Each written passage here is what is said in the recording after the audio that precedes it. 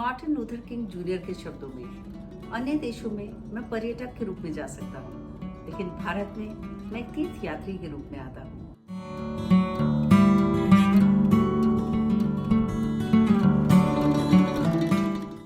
नमस्कार, मेरा नाम इति त्यागी है और संस्कृति और कला से जुड़े इस चैनल पे आप सबका बहुत स्वागत है। हमारी इस नई series where to travel in India के इस सफर में हम बात कर रहे हैं 10 ऐसे गंतव्यों की जहां आप एक्सपीरियंस कर सकते हैं कल्चर को और एडवेंचर को। मेरे साथ इस सफर पे आप जुड़े रहिए, क्योंकि अब हम अपना सफर शुरू करेंगे देवभूमि उत्तराखंड की तरफ। देवभूमि उत्तराखंड में मैं आज ऋषिकेश के बारे में आपको कुछ अनसुनी बातें बताऊंगी।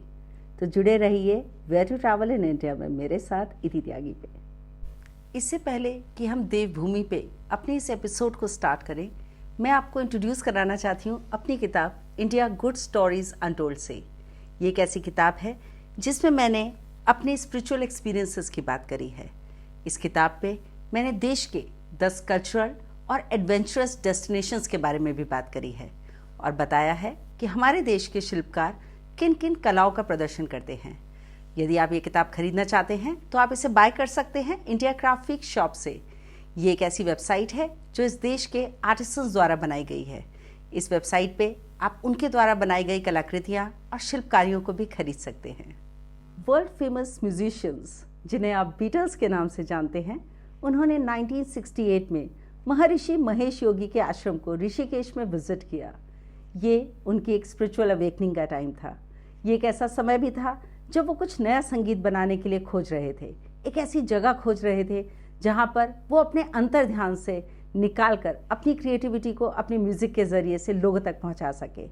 यहाँ पर इन्होंने बहुत बेहतरीन संगीत की रचना करी, कुछ ऐसी एल्बम्स को प्रोड्यूस किया जिन्हें हम वाइट एल्बम के नाम से भी जानते हैं। ऋषिकेश मॉडर्न टूरिज्म के नज़र से भी एक बहुत फेमस डेस्टिनेशन है।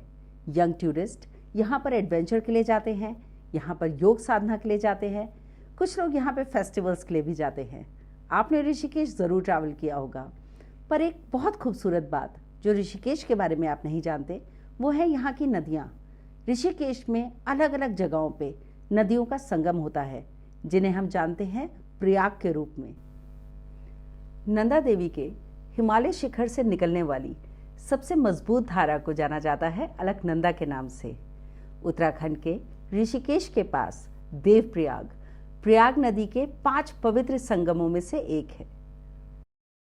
उत्तराखंड में अलकनंदा अलग अलग तटों से होकर गुजरती है और वो जिस नदी से जिस तट पर मिलती है उस संगम को एक नए नाम से जानते हैं।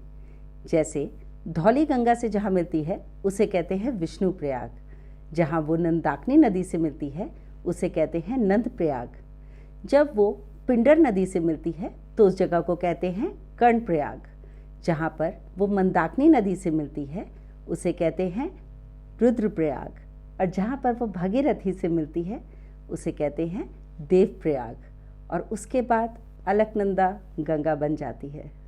बीटल्स की ही तरह दुनिया के बहुत प्रसिद्ध कलाकार, अलग अलग तरह के राइटर्स, डांसर्स, म्यूजिशियंस, उन्होंने भी अपना काफ़ी लंबा समय ऋषिकेश में बिताया। हॉलीवुड के बहुत बड़े बड़े स्टार्स के बारे में हम जानते हैं, जैसे रिचर्ड गेयर, जूलिया रॉबर्ट्स, जो अपना एक बहुत लंबा समय आए और भारत में हिमालय के तट पे आके अपनी ज़िंदगी का समय उन्होंने व्यतीत करा। ये समय क्यों ज़रूरी था? एक क्रिएटिव आदमी के लिए, एक आर्टिस्ट के लिए एक ऐसा समय आता है ज़िंदगी में जब वो कुछ नए पड़ाव ढूंढ रहा होता है, जब वो एक नए सफ़र के बारे में जानना चाहता है, वो अपनी ज़िंदगी का एक नया चयन करना चाहता है। ये वो समय होता है जब आदमी एक नए शून्य की तलाश में होता है, एक ऐसे शून्य की तलाश में जिससे वो अंततः की तरफ निकल जाए। ऋषिकेश एक ऐसी ही जगह है। ऋषिकेश में एडवेंचर के लिए तो बहुत लोग जानते हैं। आप यहाँ पे माउंटेनियरिंग के लिए गए होंगे, आप राफ्टिंग के लिए गए होंगे, विंटर स्प्रिंग्स, हर तरह के मौसम को आपने यहाँ बिताया होगा। लेकिन अक्सर ऋषिकेश जैसी जगहें हैं इस देश की जो आपको अध्यात्म की तरफ जोड़ती हैं, जो आपको आपसे मिलाती हैं। ऋषिकेश के बारे में हमने बहुत सारी चीज़ें जानी। हमने ये जाना कि वहाँ पर कौन सी नदियों का संगम होता है, हमने ये जाना कि दुनिया के कौन से बड़े बड़े लोग वहाँ पर जाके रह चुके हैं, हमने ये भी जाना कि वहाँ योग की राजधानी है, वो विश्व की योग की राजधानी के रूप में जाना जाता है। लेकिन एक सबसे खूबसूरत बात वो है इस देश के हिमालय पर्वत, इस देश की नदियाँ और इस देश के ऐसे तट जहाँ पर जाकर आप खाली एडवेंचर नहीं कर पाते, आप एक सुकून की भी तलाश करते हैं। ऋषिकेश ट्रैवल करने का बेस्ट टाइम है एक्सट्रीम समर वेकेशंस या फिर विंटर टाइम, सर्दियों की छुट्टियाँ, और उसमें बहुत खूबसूरत दिखता सफ़ेद चादर ओढ़े हिमालय पर्वत। ऐसा दृश्य जो हम सिर्फ कल्पना में सोच सकते हैं। हमारे देश के ऐसे खूबसूरत पहाड़ियाँ, ऐसी झांकियाँ, ऐसी नदियाँ और ऐसे तट, इन्हें देखने के लिए मन कभी रुक नहीं पाता। तो इस बार गर्मी की छुट्टियों में आप भी निकल पड़िए ऋषिकेश की नदियों में, कहीं अपना पाँव डाल के एक ठंडे शीतल जल का आनंद लेते हुए, या फिर आप निकल जाइए किसी योग फेस्टिवल पे, या फिर निकल जाइए किसी राफ्टिंग पे। एक ऐसी जर्नी जो पानी से होके आपको अपने एडवेंचर से मिला सके, आपको अपने डर से आगे ले जा सके।